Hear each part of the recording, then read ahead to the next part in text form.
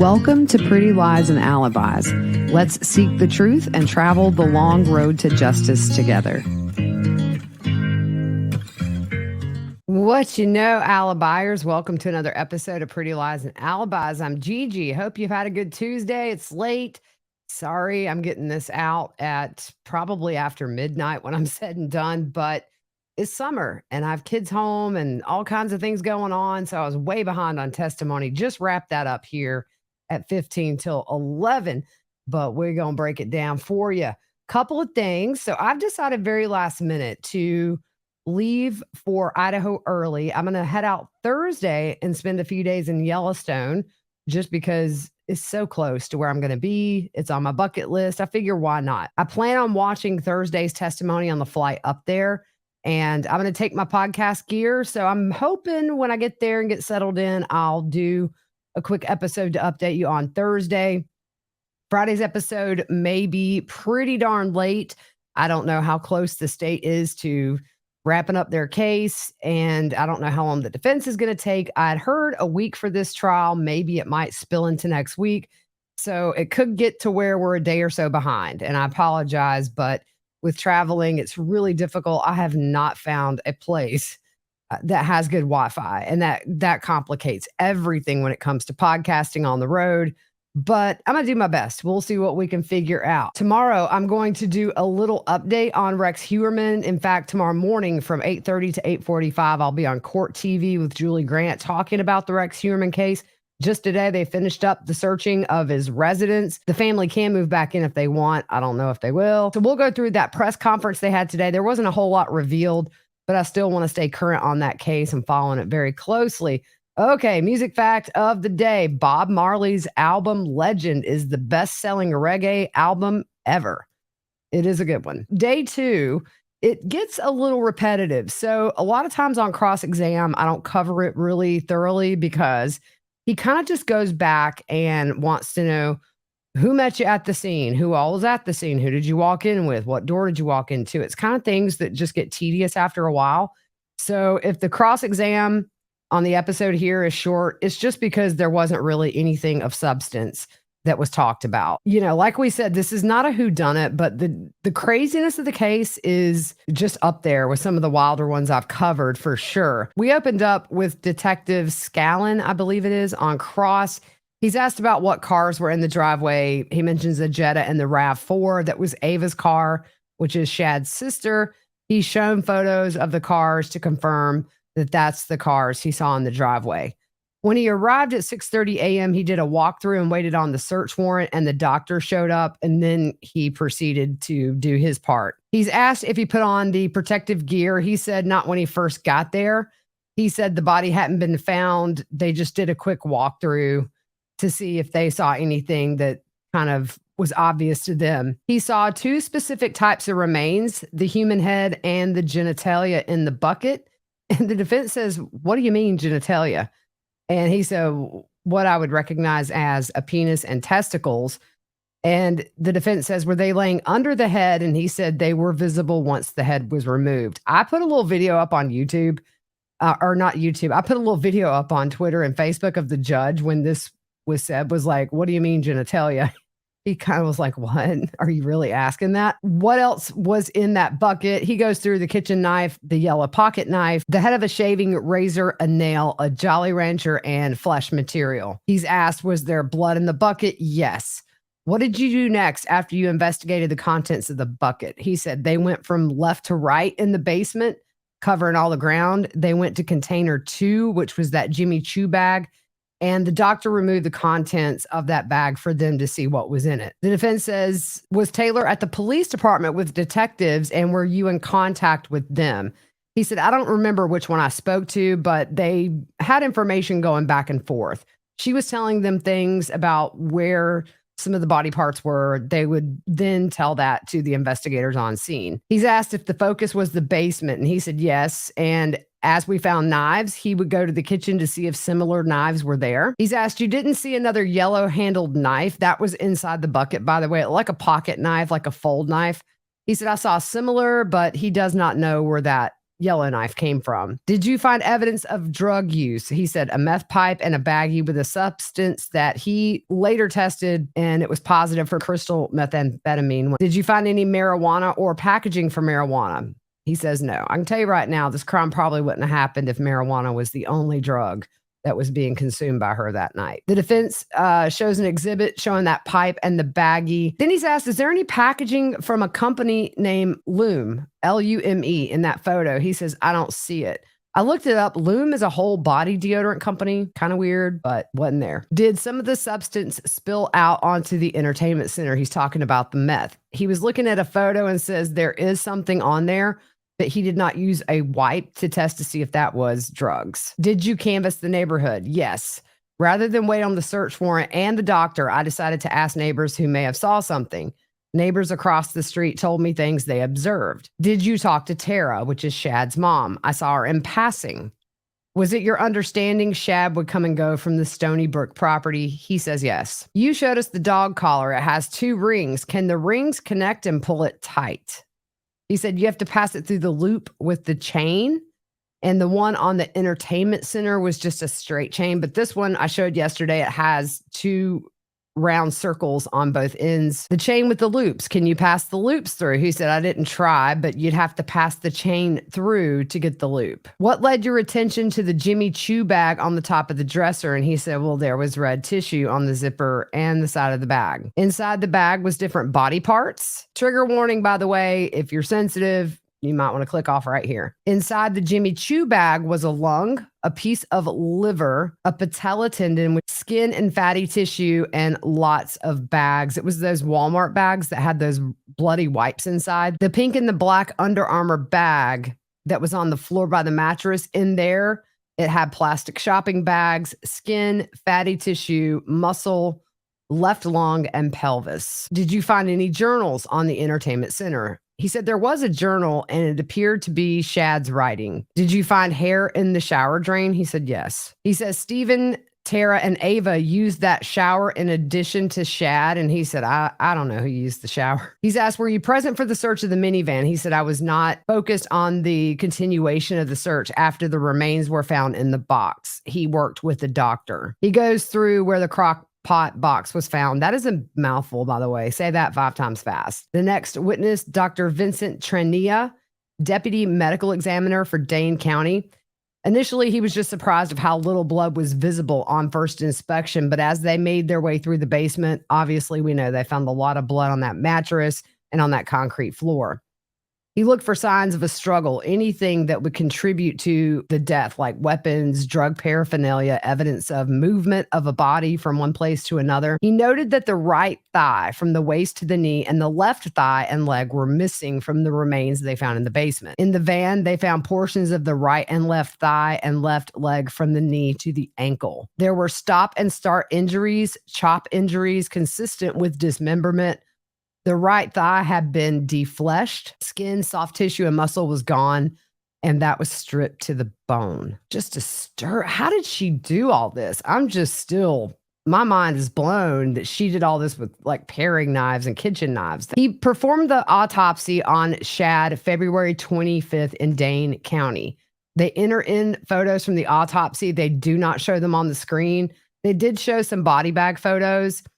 Then they show an opened body bag with 4 of those smaller body bags. Yesterday, we talked about how as they found smaller pieces of remains, they would put them in the small bags and put several of those into one body bag. The order in which he does his autopsy, initially, they take x-rays to look for foreign objects, any kind of bone fractures. They take as-is photos exactly as the remains are before the body is cleaned, washed, or anything is removed off the body. The next step is taking trace evidence. They swab for any evidence of sexual assault, fingernail clippings, things of that sort.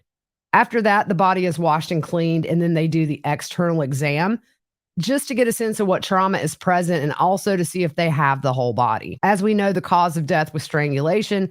The manner was homicide. Shad had cyanosis of the upper head or neck, which is a deep purple discoloration. The return of blood flow to the body is blocked, so that would explain the chain around the neck strangling him. He also had petechial hemorrhages in skin of his face and eyes. The whites of his eyes had hemorrhaging and hemorrhages to the inside of the mouth, all consistent with sharp pressure to the neck, which causes bursting of those vessels. The tongue was out, which is common in strangulation. And also, the tongue had a pattern, which means an object was pressed hard and it left an impression on his tongue. There were scrapes and also a bleeding of the tongue. These are all signs of strangulation. Dissection of the neck showed hemorrhage of the muscles in the neck and surrounding the upper airway to the cervical spine. This indicates a significant force being applied as he was being strangled. Post-mortem mutilation was determined since there was no bleeding at the sites where the dismemberment occurred. Photos of the right side of Shad's face shows his eyes closed, his tongue protruding.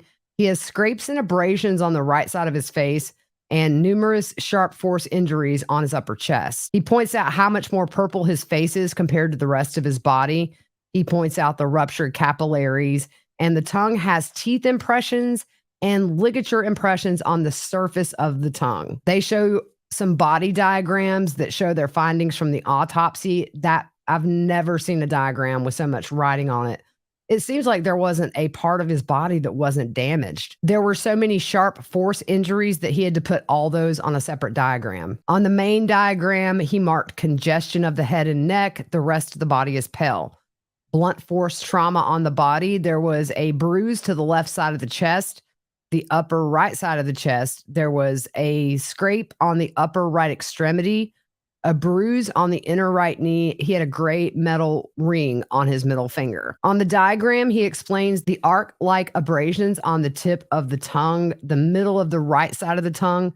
That patterned indentation rose. What it is from a ligature being pressed against the tongue, and that would be the chains used to strangle him. He explains it's not unusual to see ligature marks on the tongue. The ligature shifts from the victim trying to move the ligature. So they're trying to get it off their neck, and it might slip up and press against that tongue. And so that's how that pattern got there. It's all very disturbing stuff. They show a diagram of the head. Multiple views of Shad's head and neck show congestion of the head above the level of decapitation. The right side of the face and nose, there were abrasions. There were bruises at the left and right temple above the ear. There were hemorrhages on the left and right side of his neck. Sharp force injuries of outer aspect of the left upper eyelid and left side of the tip of the nose. Those were post-mortem. Across the neck at the point of decapitation was the C5, C6 vertebrae, which is just above the base of the neck. Sharp force injuries above and below the level of decapitation show multiple attempts to decapitate as Taylor tries to get through the neck. Big diagram was shown. It shows the points of dismemberment and sharp force injuries, bruises, abrasions. It was full. The head is decapitated. Another trigger warning. His back has been flayed and defleshed. The skin and muscles removed with an exposed rib cage and spine. Torso was cut in half at the lower spine. Attempted amputations on the right shoulder and right elbow. Numerous cuts and stab wounds of extremities. Abdomen and thighs have flaps of skin removed. All the soft tissue was gone off the right thigh with the femur exposed. The left leg was amputated at the knee. The kneecap was recovered separately. The ankle was severed and recovered in the left chest cavity. So a little spoiler, at the very end of the day, the state introduced some evidence showing that she may have had an obsession with Jeffrey Dahmer. Lots of searches about him, some memes, her laying on a bed with her phone beside her with a picture of Jeffrey Dahmer.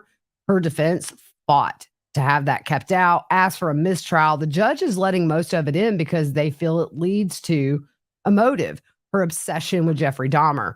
Jeffrey Dahmer, if you're familiar with him, he would do the same thing. He would kind of cut all the flesh away in some of his victims. So they're showing that she had an obsession and she wanted to do this. The right lower left leg was defleshed and the right knee to the right foot was dismembered. His organs had been removed one by one. He was castrated. Cutting and sawing and chop marks were seen on the bones, and this would have taken a great deal of time, according to the doctor. They show the skeletal dismemberment on a diagram, the head and the neck. The torso was severed at the L3, which is lumbar, so that's kind of your lower back. The pelvis was cut at the pubic bone and separated open. There was sawing at the right forearm and severing of the left femur, left kneecap separated, and the left lower leg separated below the kneecap. The right hip socket was open and separated. There was attempted separation, which means cuts through muscle and skin, but it did not separate the limb. On the bone, multiple evidence of sharp force injuries show attempts to saw the bone. Toxicology, he said the challenge was essentially that Shad had no blood left in his body. He collected blood from the inside of the containers where his remains were found, and he saved tissue just in case. The concerns of how he had to collect blood was that they don't know if it's only Shad's blood. Someone else's blood could be in there. Is it blood? Is it cerebral fluid? Is there vomit in there? The results, he said, should note how he had to collect it. The toxicology ultimately showed he had cocaine, meth, amphetamine, delta-9, and nicotine. He does not think that any of these substances contributed to Shad's death. He swabbed the body, and before the body is cleansed, he collects DNA swabs of the external parts of the body, focusing on the greatest possibility of contact. In this case, the left and right forehead, left and right cheek, both sides of the neck, both sides of the chin, the chest, and what was left of the skin on the abdomen and back, the palms and the tops of the hands. So on cross, did you determine the time and date of death for Shad? He said, at best, I can say how long they've been dead. The time of death is listed as the time they're examined by a medical examiner. You don't often see cases where body parts are scattered all over, do you? And he said fragmentation of people is common. Motor vehicle accidents, being hit by a subway train. The defense says, how about a severed head in a bucket and body parts all over? And he said, it's different. Does it make it different in how you do your autopsy? And he said, yes. In the blue bag, there was lots of shopping bags. Was it hard to see what you're looking at due to the plastic bags inside? He said, no, I'm comfortable with plastic bags. They're often at crime scenes. He said, did you know these remains belong to one person, or were there any concerns there could be more than one? And he said, look, if I found 2 kneecaps, I would be concerned there's more than one victim. But nothing they found in that basement indicated this was more than one person. He asked these kind of questions. When you went to the basement, did you take the lead or did you follow them? He said the examination of the body falls within the jurisdiction of the medical examiner. They took the lead wearing protective gear to preserve the scene. He says this wasn't a perfect situation with the clutter in the basement, and the witness agreed. Could the remains have been tainted with plastic bags or things covering the remains? And he said anything can wipe away DNA if it touches it, or if the bag has someone else's DNA on it, that can be transferred onto the remains. He asked, did you say Shad had possible acute intoxication from meth, cocaine, and marijuana? He said, yes. Did you conclude drugs had anything to do with his death? And he said, my medical opinion is no. Have you seen an overdose on meth? He said, yes. Then he's asked, how do you know that didn't happen in this case? The extent of hemorrhage in his head and neck, he was still able to bleed. He had blood pressure. His heart was pumping. Even if this was an overdose, he did not dismember himself after he was dead. It was kind of one of those questions where you could see the judge go like, really? I love the judge, by the way. He's great. Could using meth cause the tongue to protrude? He said, not in my experience. Next witness, Deputy Bryce Haynes. He's a patrol deputy. He was dispatched to the apartments at 4:15 in the morning to see if Taylor and the van were there. He found the van, and that was the extent of the direct. On cross, were you given a description of the van? He said yes, and also the tag number. You didn't get out and walk the perimeter of the van? No. Was there snow on the back window? Yes. There was a car to the left and right of it and parked close to each other? He said yes. When sitting in your car, could you see inside the van? He said, I could see the sides, but I could not tell if anyone was inside. He's asked, did he put police tape out? He said no. When the other officer arrived, you left? And he said no. Did you see anyone walking around the van while you were there? No. That was the end of his testimony. The next one, Officer Russell, I could not catch that first name. The audio cut out. Officer Russell also responded to the apartment complex. They were told to see if anything strange was happening with the van, so they walked around the area where the van was. While walking around, the lights on the van blinked twice, meaning someone was manipulating the key fob, unlocking the door. Here comes Taylor out of the apartment complex. He made contact with her, placed her in handcuffs, and saw dried blood on the front and back of her sweatshirt. Also, she had smeared blood on her hands. He had his body cam on. They show it on screen. It shows her standing outside her apartment. They cuff her. They make note of the blood on her hands. Then you hear in the background, hands up, hands up. They ask her if anybody is armed. Then she says that he isn't. At this point, they've taken her from outside to inside and sat her down on the staircase in that unit, which is a common area. When you first walk in, there's stairs to go to the upper floor units. There were a couple of drops of blood in front of the van and a footwear impression. When they got to the Green Bay Police Department, they put her in an interview room. They took photos of the blood on her hands and her clothing, and then they had her remove her sweatshirt, socks, and shoes. They had a female officer come in to remove additional clothing to take as evidence. So on cross, who asked you to go to the apartments? Sergeant Rester did, by the way. Did you go alone? No. What was the purpose of you going? To assist on the overall scene. We were tasked in locating Taylor and look at the vehicle. Did you think she was under the influence of drugs? He said no. Did you ask if she was under the influence? No. Did her eyes seem to be closed like slits? No, she seemed normal. When you cuffed her, did you see cuts on the thumb or fingers? He said, I didn't notice the cut. The defense says she went to St. Vincent's Hospital to get medical care for the cuts. He said he didn't know that. Did you find a knife on her? He does not remember. You had safety concerns once she was handcuffed. He said we had concerns inside her apartment. The other officers were directing their attention to Scott Tomes, and he was ordered to the ground at gunpoint. Scott was inside the apartment. Scott is the owner of that minivan and clearly lives with her or stays there. He said that his attention was on Taylor at the time. He wasn't sure what they were doing with Scott in the background. Next witness, Lieutenant Tom Buckman. He is a lieutenant with the Green Bay Police Department. He assisted with the minivan and was there when Taylor came outside the apartment. Taylor had a warrant, so they placed her under arrest. He said she appeared to be in shock or surprised to see them there. He described it as a deer in the headlights look. He secured the apartment and pulled out his handgun. The door was open. Other officers came to make entry. Scott opened the door before they went inside, and he gave him instructions to lay down, and he was cuffed for officer safety. They were only looking for people at that point. He didn't notice anything until leaving. In the main area on the floor near where Scott was laying, he could see a tissue with blood on it and a cigarette. He pointed those out to other officers that were going to stay on scene. He was told about blood and footprints, which was secured with crime scene tape around the van. On cross, just your basic stuff, kind of repetitive. Who was with you? Who did this? Who did that? Next witness, Officer Tim Kenny. He photographed Taylor at the Green Bay Police Department. They show the photos to the jury. They did not show them on the screen, and that was it. Next witness, Officer Leah Whitman, part of the arrest team that arrested Taylor and helped with the protective sweep of that apartment. She also was the officer who took clothing from Taylor once they got down to the more intimate items of her attire. She took a black tank top, black bra, black sweatpants, and changed up some purple underwear. On cross, she didn't see any cuts. She was just making sure that she got the clothing. Up next was Kevin Scott. He is a DNA analyst. He explains DNA. We're going to pass on that. Y'all can do the Wikipedia if y'all want. They tested the blood on Taylor's hands, and they took a buccal swab from Taylor. So just to wrap this up really quickly, they took right hand swabs from Taylor. There was a 3-person mix. One was a male and the other was Shad. And of course, Taylor's own DNA was on her hands.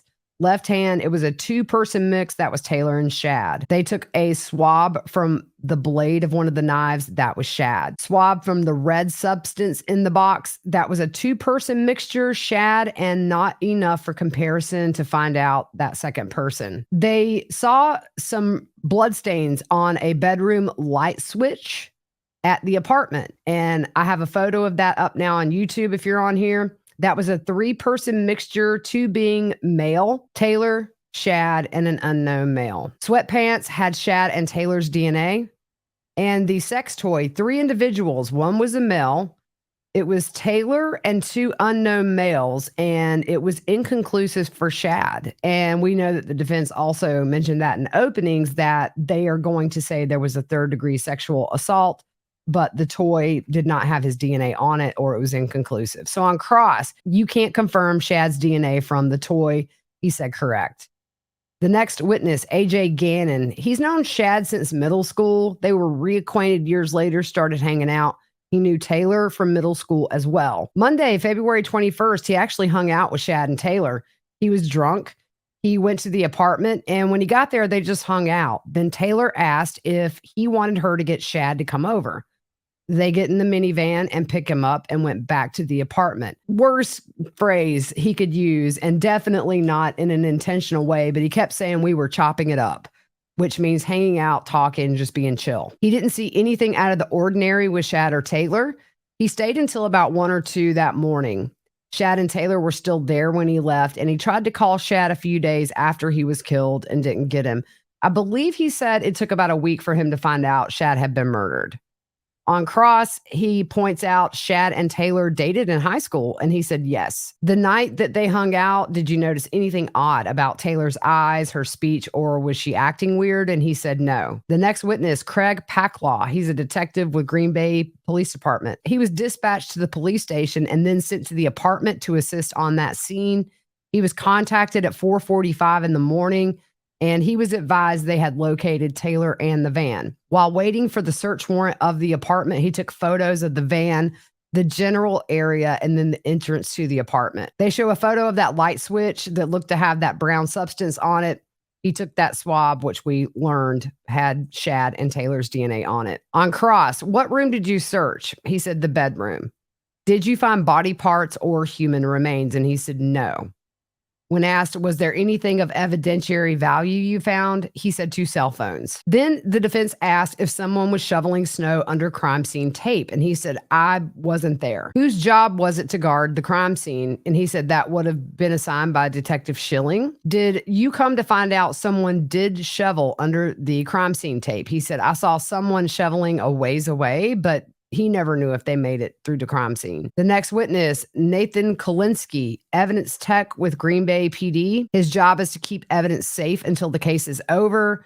He just lists all the exhibits and the evidence associated with him really quick. The next witness, Kendall Danowski, computer forensic examiner. She basically explains how she extracts all the data off of Taylor's phone, as well as a few other phones.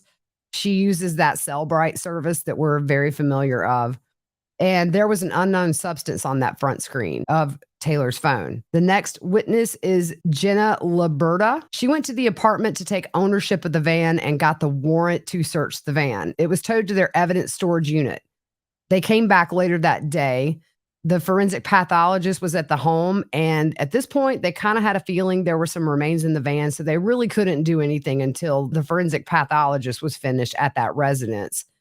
So in the meantime, they took photos and swabs of the outside of the van. The medical examiner, as we know, found remains in that crock pot box. She reviewed the extraction of Taylor's phone and found some search history. Get this, y'all. I think this explains a little bit to me. Honestly, this Jeffrey Dahmer obsession is clear. So some of her search history was flaming pentagrams, several searches related to Jeffrey Dahmer, cadaver definition, blow up doll with customized face, and she searched for the KKK. She got a search warrant for her Google accounts, and there were more searches for Dahmer and more photos. She said she found several screenshots of things related to Dahmer. The defense asked to argue about 3 exhibits. One is a photo of Taylor laying on a bed with a phone next to her that has a picture of Jeffrey Dahmer on the phone. He says Dahmer was the worst serial killer in Wisconsin history, and they're trying to link Taylor to Jeffrey Dahmer. He also has problems with a Cellbrite extraction containing references to the Satanic Bible, flaming pentagrams, Satan. Jeff Boyardee, it is a meme that has Jeffrey Dahmer, kind of like Chef Boyardee, but it's Jeff Boyardee. Jeffrey Dahmer, cadaver definition, Jeffrey Dahmer's butt. Dahmer walking in all sexy in court. He says it's highly prejudicial. No kidding, dude. Yeah, that's what your girl gets. And any probative value is outweighed. He said if this comes in, she's going to be painted in the worst light possible with the worst killer in human history.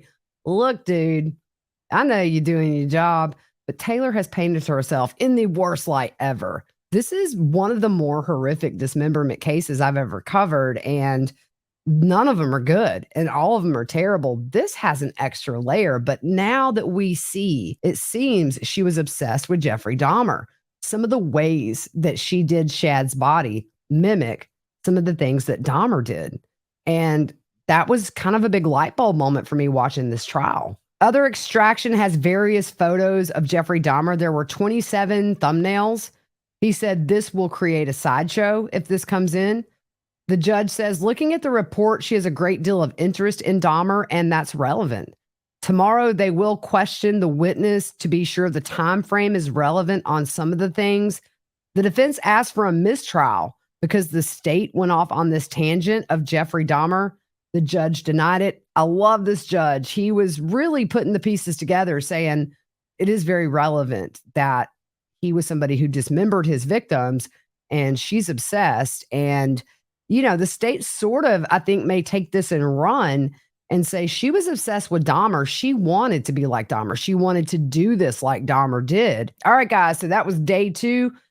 Be back tomorrow with day 3. Also, an update on Rex Heuermann, and we'll update on Carly Russell and a few other things. So tomorrow will likely be a 2-episode day. At this rate, I don't know how much longer this has. I think we've covered a lot of their case. I can't imagine this going much longer. Not sure how long of a case the defense will put on. All right, guys, we'll see you soon. Hope you have a good one.